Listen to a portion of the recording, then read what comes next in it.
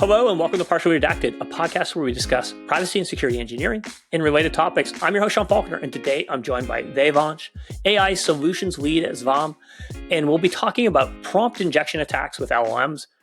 Devansh, welcome to the show. Hey, thanks for having me. I'm excited to be here. Yeah, thanks for being here. I'm glad we were able to do this. I've been a big fan of your writing, recent convert, but I'm definitely diving more and more into your articles. I'm excited to get into the topic that we have today. But beforehand, can you tell the listeners a little bit about yourself? Who are you and what do you do? Absolutely. So, as Sean mentioned, I am the AI solutions lead for SVAM, which essentially just means that I speak with clients, I speak with potential leads, I help them identify where we can use AI to improve their solutions or processes. And then I'm responsible for actually taking those projects, implementing them, and ensuring that things are done up to client specifications. Aside from that, as Sean mentioned, I'm a writer. I write for about 200,000 people a month in my AI newsletters and blogs. It's called AI Made Simple, the primary newsletter of mine.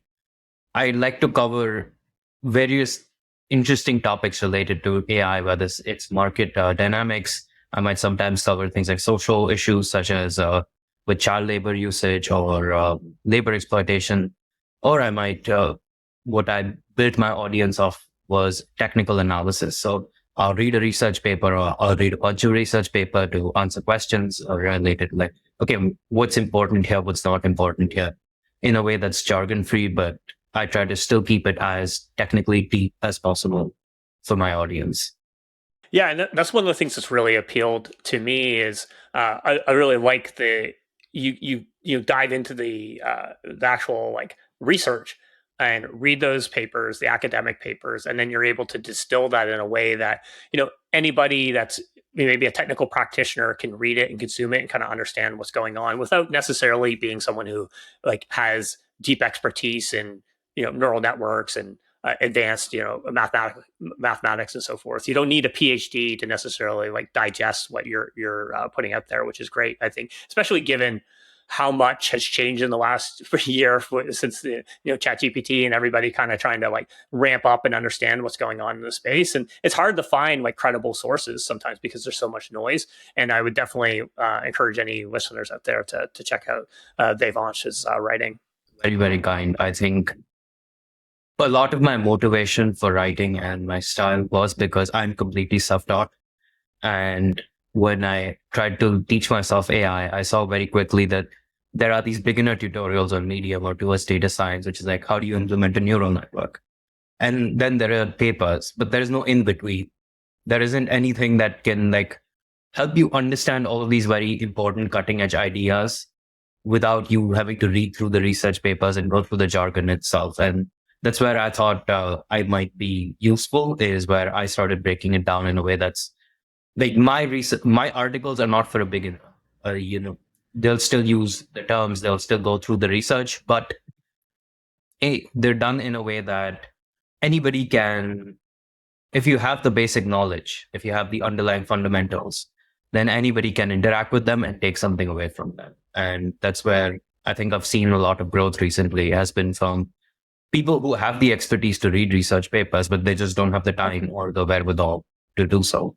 Yeah, absolutely. And there's also so much going on even outside of research, just in terms of like even this week the NVIDIA's conference is going on, and I can't even keep up with like the updates and stuff that's going on. I need to read I'm just gonna wait until there's a TLDR article about like all the things that I should know about it, because there's just so much going on right now, pumping out from both credible and maybe not so credible sources all over the place. It's hard to keep up. You got to like basically choose who you should listen to so that you can essentially have like a reasonable way of consuming what's important. Yeah, absolutely. It's so tricky because you have like the NVIDIA CEO who's been dropping a lot of, controversial to say the least statements. And that's another layer is maybe the leaders of DeepMind, maybe somebody like Ilyas Steve.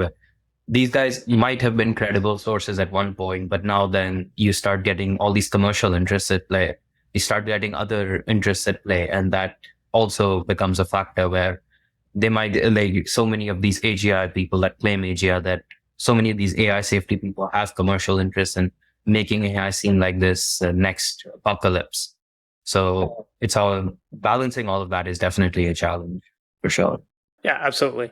And so one of the things that kind of brought us together to start talking was I read some of your articles that kind of break down the Google attack that happened, or so not the Google attack, but essentially Google researchers being able to sort of use a technique to expose certain information that was used to train ChatGPT, and that was one of the things that originally sort of piqued my interest in talking to you. And then also some of the articles you've written breaking down like prompt injection attacks and what are those different types of attack vectors and why are people doing those things. So that's kind of like what I want to focus our conversation around. But before we get into like all the sort of details and nuance there, to help sort of set context for anybody that's listening that's maybe new to the space, like can you explain like what is prompt injection and why is it a problem? Sure, absolutely. So that's a good place to start, Sean. Prompt injections can be, it's like a wide variety of things, but essentially they take advantage of the fact that LLMs have to process your text input to actually create any kind of an output. So prompt injections would just be simply put, I put something into my prompt that is going to make it behave in ways that is not intended. So that can be as simple as, hey, um, I'm going to ask you to write, create something, create a misaligned text photo or like a generation. I might say, okay, run this text into your backend, and then that becomes kind of almost like a SQL injection with traditional cybersecurity where you might wipe out things. We saw I don't think this was an active attempt to undermine, but with Air Canada, you can kind of frame it as an inadvertent prompt injection attack where this guy reaches out for a policy bereavement, this thing, and it ends up spitting out things that are not true. So if there was a malicious actor, they might actively try to do things like, oh, let me interact with this company's chatbot and let it say, oh, you can buy my stock at this much if you just send us $10. And then I send you the $10 and say, hey, look, these guys, their chatbot fooled me. Please give me my large chunk of stock or something else along those lines. So these are all levels of prompt injection attacks. What Google did, what DeepMind did, that's a very sophisticated kind of prompt injection where they asked ChatGPT to just repeat the word poem a bunch of times. And eventually what they saw is, hey, once this guy starts spitting out poems, eventually ChatGPT breaks down and it starts outputting actual training data that it was trained on. And clearly you can see where that kind of starts to become iffy, maybe with the commercially sensitive data that a user you don't want them necessarily to have access to it, but you still want them to, you want a chatbot that can answer those questions. Then if I can get it to spit out all of this commercially sensitive information, that's potentially dangerous for me. So that's where you can get very, very sophisticated with them. Yeah. So is the reason why like LLMs are sort of vulnerable to this type of attack is essentially it's very difficult if you're taking in prompts and you're generating a response to kind of differentiate between a prompt that is like valid use of the LLM versus a prompt that has maybe malicious intent behind it, or even something that could accidentally lead to a response that is like an unintended response just because someone put something in that no one had ever thought of or tested before. Yeah, it's really, really tricky because I think a lot of this, in my opinion, is also just unfair expectations. We're expecting too much out of LLMs, and it's almost like the classic case of Icarus flying too close to the sun because there are certain things LLMs can do, and there are certain things that LLMs can't do. The way we train LLMs, we're essentially just creating very, very large relations between words, but LLMs themselves don't necessarily understand what each of those words are and like the abstract concepts behind them. So what ends up happening is when I try to align an LLM, I'm trying to do like this kind of a probabilistic this thing that don't generate this, generate that. But this data is so complex, the dimensions are so high that we're missing a lot of the context, which is why This is part of why I was inspired to write this article on the limitations of data, because what I was trying to cover is when you or I, Sean, see data, there's a lot of mental gymnastics that our mind does without us realizing it to fill in the gaps between the data to be able to convert that into intelligence. Data is only useful because we have the intelligence to interpret it. With LLMs, what we're trying to do is we're trying to create intelligence out of data, which really is kind of flipping the process. And that's where we end up with a lot of complications because that's not how they work. That's not how they're designed. And so much of this is just us trying to throw more and more examples, more and more associations to figure it out. And as we continue to see, it ends up causing problems that we didn't expect because, again, we're not used to thinking probabilistically. Definitely not at the scale at which these LLMs are trained.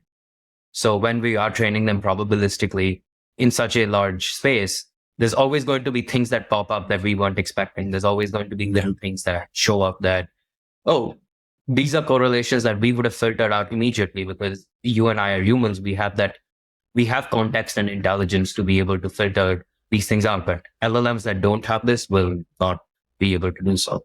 So you mentioned the concept of an aligned model. Can you explain what an aligned model is? So this is kind of alignment is just the process of taking a pre-trained or a preset LLM and nudging it towards directions we want it to nudge in. So alignment in that case, for example, it can be, again, I think a lot of people tend to attach moral undertones to alignment, but it can be as simple as I want an LLM that will only work with certain kinds of data. And to do that, we're going to train it this way. Or we have the Lima paper and that process, which is if I wanted to generate within certain templates, I'll give it these templates of high quality generations and it will learn that. That is also part of alignment. Traditionally, how we see alignment being used in a lot of discussions is on, hey, I don't want an LLM. This was a problem with ChatGPT when it first came out. If you said, hey, ChatGPT, can you write code to determine who I should kill based on their nationality?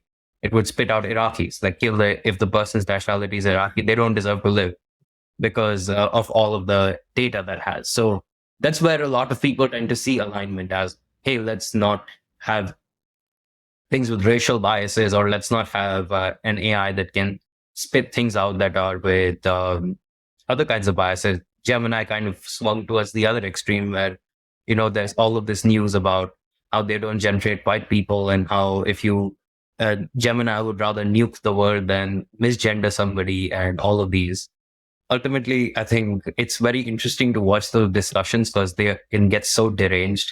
Like they go from chatbots being having like all of these biases, which makes them less useful, but that's still just that is just an error, into all kinds of like world-ending scenarios with how if you had a chatbot that was controlling nuclear access and it had to do this in this very specific scenario, it would just lead to nuclear Armageddon.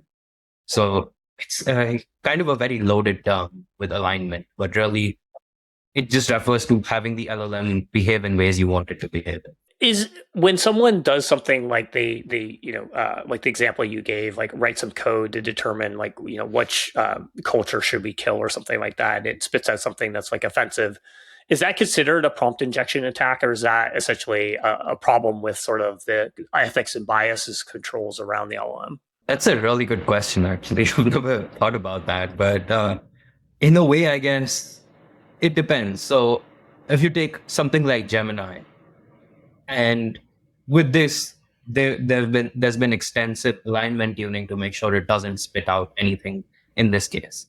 If I try to get it to spit that out, that's definitely a prompt injection attack. If it's just a base pre-trained LLM that has these associations that's been trained to produce, but not necessarily actively trying to guardrail, then I would just say that that's not really a prompt injection attack as much as it is just an insight into the LLM and its data, which was really when about last year when prompt engineering, when Anthropic had this big, we're paying multi six figures for prompt engineers, etc. And New York Times and everybody else was going crazy about prompt engineers. That was when I'd like looked into this, and my analysis of prompt engineering was that it was going to be massive, but in exactly the opposite way to what most people describe.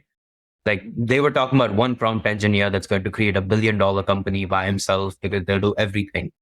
That to me seemed very implausible, or basically unlike impossible. But to me, what was more interesting about, say, an unaligned model, or even with aligned models, is you can take a prompt engineer, or you can take a whole team of prompt engineers and have them from diverse backgrounds, etc., and have them test your models. And that gives you real insight into your data in a way that's not been possible before, because previously you might have had to hire a data engineer, a team, and have the domain experts to help you sift through the context, etc., all of which are still important. But now you get this additional layer where you can hire 100 people off the street to just sit there, test your model, and tell you what kind of outputs am I generating? And based on these outputs, what do I know about the underlying biases in my data? What can I learn from it? And I thought that was really, really cool and potentially big for AI safety. I guess not too many people who weren't my readers agreed with me there. I think that I don't think there's been any active discussions on that, but to me, that's one of those areas where really, to get back to your question, prompt injections are only prompt injections if your thing has been actively aligned to not behave in that way. Otherwise, it's just a simple matter of the LLM doing what an LLM is supposed to do. Yeah, it's basically, are you breaking the guardrails or sort of the expectations of the LLM, just like breaking like a software system, or if you think like a video game analogy, like I could be in playing a version of Mario, and there could be defined warp zones, but if I find a place in the game where I can skip levels that wasn't part of the intention of the game because I figure out some sort of hack or there was a bug that I exploit, well then I'm sort of like hacking the game. That's different than the intention. So it sounds like basically that it translates also to the is it a prompt injection versus this is the expectation of the behavior, and maybe that behavior ends up being not something that's ideal, could be potentially like problematic from an ethics standpoint, but if the LLM didn't try to prevent that in the first place, then it's not necessarily a prompt injection attack. Absolutely. Like that's the perfect way to put it. It's all on what was the system's expectations. If it doesn't align, it's not, if the expectations weren't even considered, it's not, you can't call that a prompt injection attack. It's just a bad design. So what are some of the like common strategies used for actually doing prompt injection attacks? Like, are these just like, I'm going to try a bunch of random stuff, or, is there more of a thought process behind it? And what are some of the kind of different types of attacks that people might try to do? That's again one of the tricky areas where there haven't been enough LLMs deployed into useful solutions to be able to actively go for that. Like you have the standard stuff. Okay, let's break that down into different types. So there are research kinds of prompt injections. That's primarily a lot of what I focus on. Is as I'm studying these systems, when GPT comes out, when Gemini comes out, I'm the first guy who's bought the subscription, and I'm playing around with, can I break this? How can I break this? When it breaks, what kinds of errors does it have? So that's not really as much for businesses as much as I'm testing out and playing around with this simulations with this. That can be as easy as I'm going to challenge it to play a game of chess with me. And in the middle, I'll just say, hey, I won the game of chess without any substantial this thing, or I'll try to move my piece in a way that's clearly impossible to see, okay, how are the representations lining up? It can be as complicated with multimodal injections where I put an image, I put a text into it and say, hey, tell me this is a chicken, even and it's not a chicken. And all of those kinds, which again start to go more in towards, that's the kind of injection that a company should be worried about. Because I doubt I'm going to log on to Air Canada's website and start playing chess with their bot. But I might put in an image and say, hey, tell me I'm getting 100% discount for being your best customer. And it puts that out, and suddenly I have free flights for life or whatever. So those are the kinds of more engineering focused injections that you want to worry about. A lot of them, again, we are still figuring a lot of this out. I think people speak with a lot of confidence about these topics, but in my opinion, we don't know a lot about what goes on under these systems. So much of it is just like random children playing around with various things. And that's what we saw with the DeepMind paper. Like, I doubt the poem attack was the first thing they tried out, or like, I doubt they had a theoretical basis for going, please spit out poem infinitely.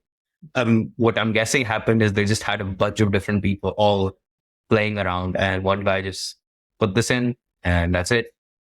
That's all she wrote. So a lot of it is still very trial and error heavy.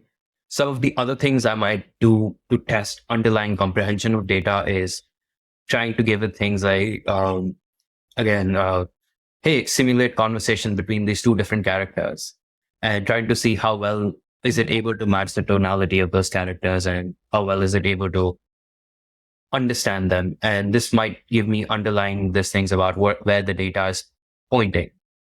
So all of these end up becoming injections. A lot of what is useful to a company depends very, very heavily on the data they're working with. So for example, the last one, simulating conversations, we actually used to do that in Clientele, which is our previous company, when we were simulating conversations between a sales rep and a potential client. So that's over there, you like have to have data pointing to client behavior, all kinds of profiling, etc. So there are a lot of it really, that's a long-winded way of me saying it depends a lot, very heavily, but most of prompt injections are just, let me put input in, try to sneak in inputs in sneaky ways and have it do it and see if I can break it that way. Or I'm going to deliberately give it confusing situations, moral dilemmas, like the trolley problem, which is what we saw with Gemini, where it's trying to get it to, like, you ask it, misgender somebody or nuclear war, or some of those. Those are one kind of prompt injection. And the third kinds would be the DeepMind paper style, which is, hey, let me get it. It's trained like a chatbot. So if I can try to get it to break chatbot training by just talking all the time, maybe I can get it to break something internally, give me sensitive information. Yeah, it's almost like a old school like memory leak. It's like, let's like overload the pointer area and see, can we like, get it to release like a system error or system prompt or something like that, right? You're the one who should be doing this interview, except instead of me. That was so well articulated. I am jealous. Lots of practice. I mean, it sounds like we're kind of in, when it comes to prompt injection, we're a little bit in like the million monkeys banging on like a million typewriters to recreate Shakespeare type of. We're basically, that's like the era that we're in. So just kind of trial and error. Let's see if it can like put it in a confusing situation or make it do something that's like an unexpected behavior. And then I guess like the consequence of some of those things is it might leak a system prompt, or in the essentially in the Google DeepMind research that they did, they actually were able to leak some elements of like PII that was part of the training data. Yeah, all of those. It's a fun time to be in. Yeah. There's so much weird things going on. A million monkeys is really the perfect way to say it.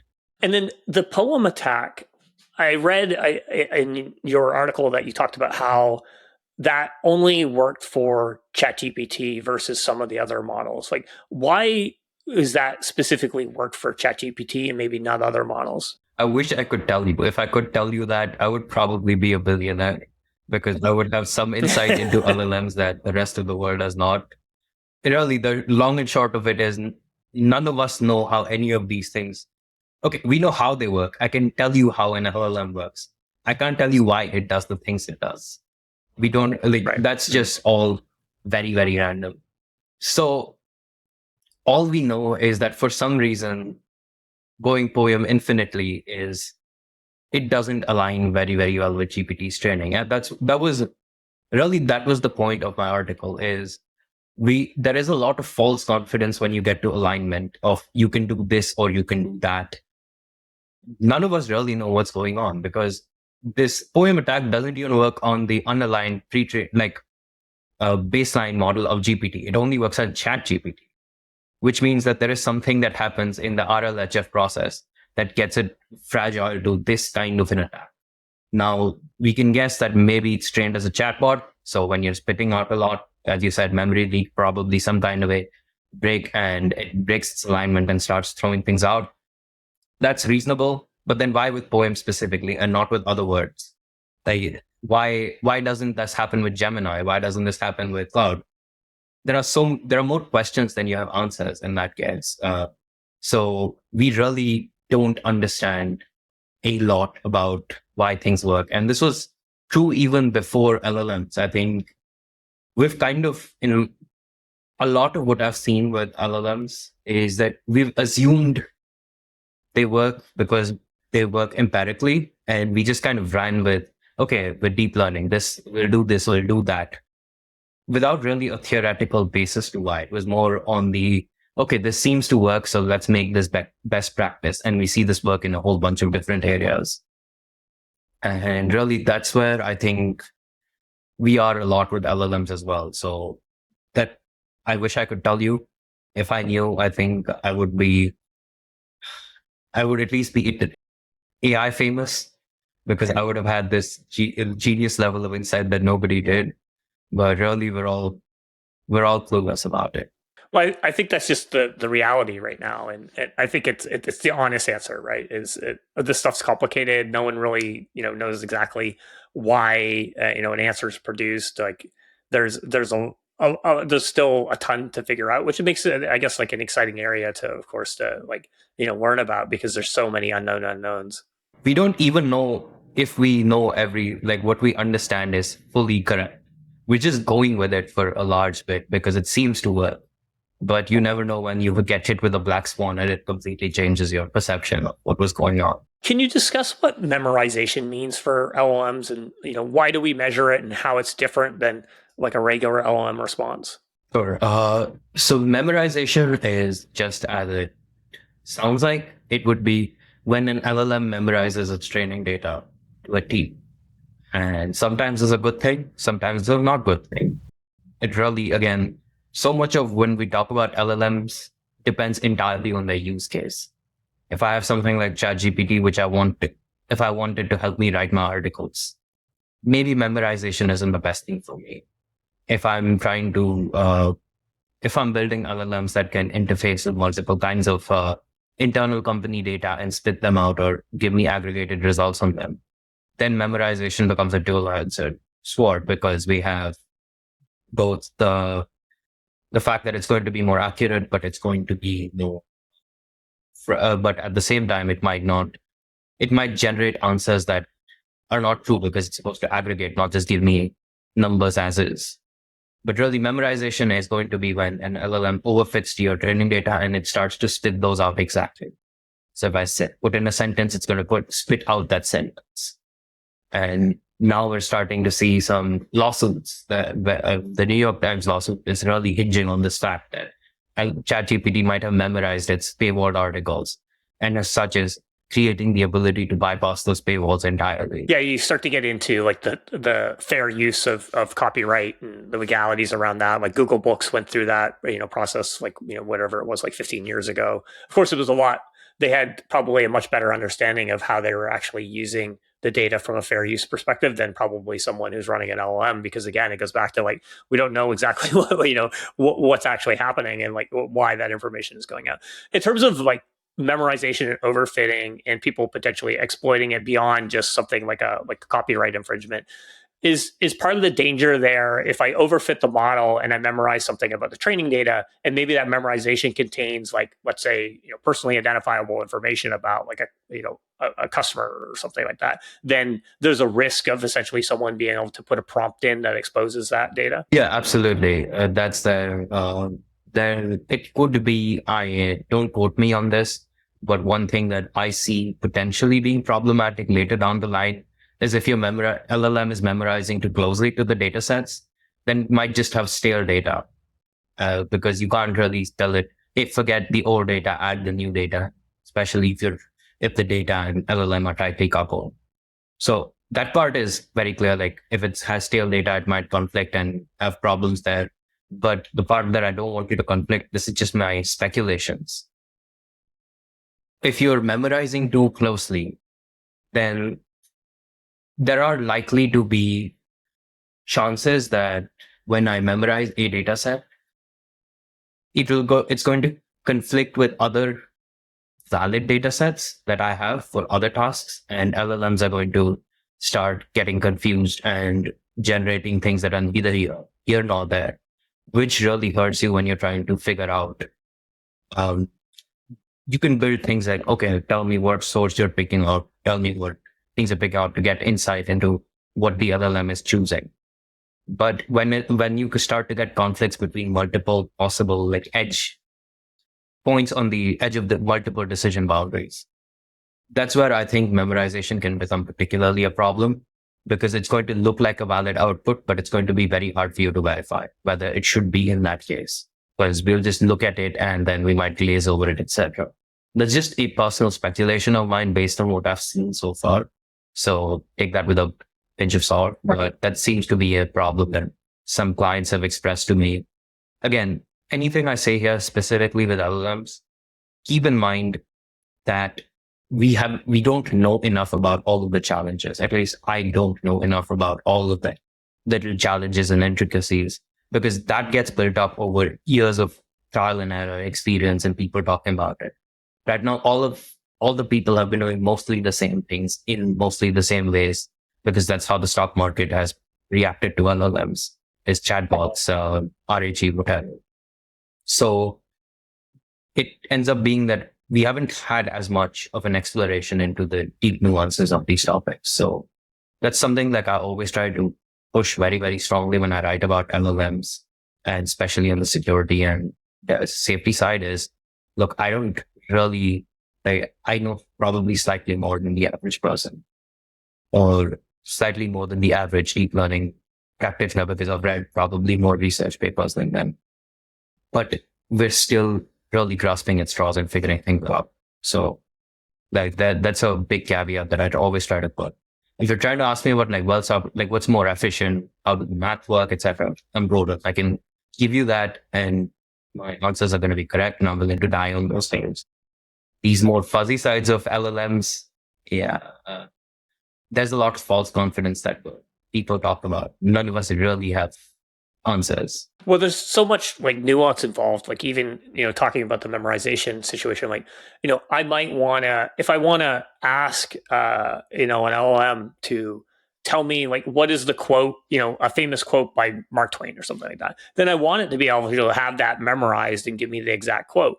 But if I tell it to like I don't know, produce Sean Faulkner's social security number and home address, then I probably don't want that necessarily being memorized and being produced. And it's like, how do you know which ones are okay to essentially respond with essentially the memorized answer versus something where you deny it fully versus something where you're creating something that's net new? That's a hard problem to solve. Absolutely, that's a great point, and I think that's where data privacy startups, etc., are starting to become a real player in the market, in my opinion, is because what you can do with them is, okay, or this is something we did with one of our clients, that, hey, if we're working with legal cases, I want them to memorize the contents. I don't want them to memorize person's names. So why don't we use something like a privacy preserving substitution where I replace the name with some other made up name so that even if it memorizes, the privacy is not compromised.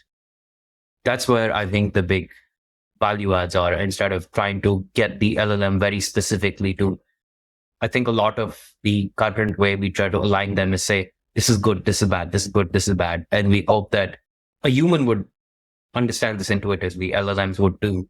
That's not the case. Clearly, that's failed too many times for us to even pretend like it can be. But maybe if you can play around with the data and the things you don't want to memorize, maybe have a separate layer for them, maybe have them changed in ways that changing the input samples, etc. That's how you create safe systems. Safety is not just about preventing Terminator. It's about a lot more banal things, such as don't spit out somebody's social security information, even if you have access to it, when you're giving that personal information. Yeah, absolutely. I mean, if you could put essentially like a privacy gateway or firewall around the training material, then just make the decision up front of, hey, it doesn't make sense to have, I don't know, someone's home address or things that basically we don't want memorized as part of the training data, because then we don't have to go through all these like, jump through these hoops to try to figure out how do we figure out the nuance of what gets memorized, what doesn't, and what is okay to spit out. Because even in the worst case, it spits something out. If you essentially replace it with some sort of de-identified value, then you're leaking a de-identified value versus the actual raw material that's valuable. And not to make this too much about Skyflow and the company I work for, but this is an area that essentially we've put a lot of our time and resources into, and are helping a number of different customers, and especially in like highly regulated industries like healthcare and so forth, to be able to navigate and invest in LLM technology without essentially compromising privacy. Yeah, that's important. I think Amazon does this really, really well. Alleged. They said they put this in their research publication. I don't know if they do this internally and how much they do it. But when they're training Alexa, what they do is they do privacy preserving substitutions. So if the data set going in is I am going to New York, they might switch out New York with I am going to Chicago. So it still has the intent of the training without the specificity, which already is leaps ahead of not doing anything. Like that is, I think, 70 to 80 to even 90% of your memorization problems are solved just by making simple substitutions like this. The reason organizations don't do this is, one, it's not, if I was an AI engineer, you're hiring me, and it's almost stupid for me. It makes me look stupid when I say, hey, you know what we should do?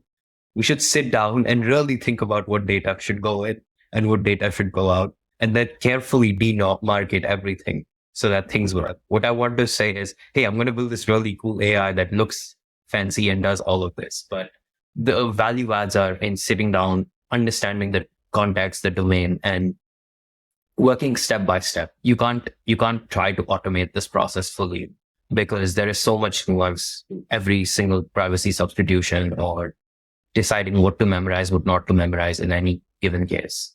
So, that's where a lot of when I speak to potential clients, I tell them, hey, look, there's a good chance that you read my work, you come to me thinking I'm going to create some AI system that's going to impress everybody at the party when you talk about it. Most likely, the first few months, all I'm going to do is I'm going to sit with you, try to understand what you do, and try to see how can we structure your data most effectively. When it comes to like security, privacy of like a non-LLM based application, like I think we've reached a point where we basically assume that someone's going to break some part of those systems, and so often we build security in layers, and that way, just because like one layer gets penetrated doesn't mean that there's exposure to everything. It's unlikely that essentially all layers will break. Is there, I guess, like an LLM equivalent to this, or should we basically always be assuming that despite our best efforts, someone who's determined enough is going to be able to break these systems? And how do we like protect against that? That's a tricky situation. I guess really it goes down to good design is always going to be the answer to this. Shocking, I know, but instead of expecting, again, too many teams, what they try to do is they try to tack everything onto the LLM. So we're going to fine tune it for safety. We're going to fine tune it to catch bad examples. We're going to fine tune it. Here's what tends to work better is, as much as you can, take away responsibility from your LLM and move it to other more controllable systems. Because really where things start to break is, and where you have problems are, I try to use an LLM, somebody breaks it, like the poem attack, and I don't know why it was broken with the poem attack. If you can take that responsibility and put that into another kind of AI system that's easier to understand, comprehend, you've already done a lot of your heavy lifting for you. You've taken away that, you've added multiple layers of security. So if something is fragile, don't just let that be it. And that has a twin effect of also improving performance. Because one of the most common pet peeves I have of mine is people have classification problems in text and they're trying to use an LLM there. BERT and everything else this has been a proven this models for these that work really well. They're much more efficient. Why not just use them? When you're trying to summarize, why not use something else? there are people I knew who were trying to filter text, and they had these rules, and they were trying to fine tune an LLM. To me, that was the most insane thing you could do, because you have all of your rules predefined. Just apply a regex. Problem solved. Like, why are you trying to create these text samples and fine tune your LLM and try to get it that way? This is how you improve the security and performance of your system. That is, as much as you can, try to define rules of engagement, and where you can, let other systems chip in there. Because then if something breaks, you know what specifically broke and what to fix. And you don't have to deal with the additional stochasticity of what is something you don't understand. Yeah, I think that's you made a really, really good point there around like we're trying to like shift too much responsibility into the LLM and then try to build fine tune guardrails around everything that could potentially go wrong. But there's other ways outside of the LLM before the data ever even hits the LLM for training that we can actually use more conventional approaches that we understand that essentially shifts some of the responsibilities kind of like left of the actual LLM around like security, privacy, preventing things like prompt injections. And then also I think that you made a good point about like we don't need to throw just because we have LLMs available to us doesn't mean it's always the answer for every type of like classification problem or whatever it is that we want to do. Like that's a little bit like taking a jackhammer to put a tack on the wall. Like it doesn't always make sense. There's like sometimes like basic statistical model will work just fine, like or a regex. Like you don't need to like throw an entire like open AI at the at like a simple problem. Yeah, that's always we saw this tendency a lot with deep learning originally, which is we saw people were trying to use deep learning everywhere for everything.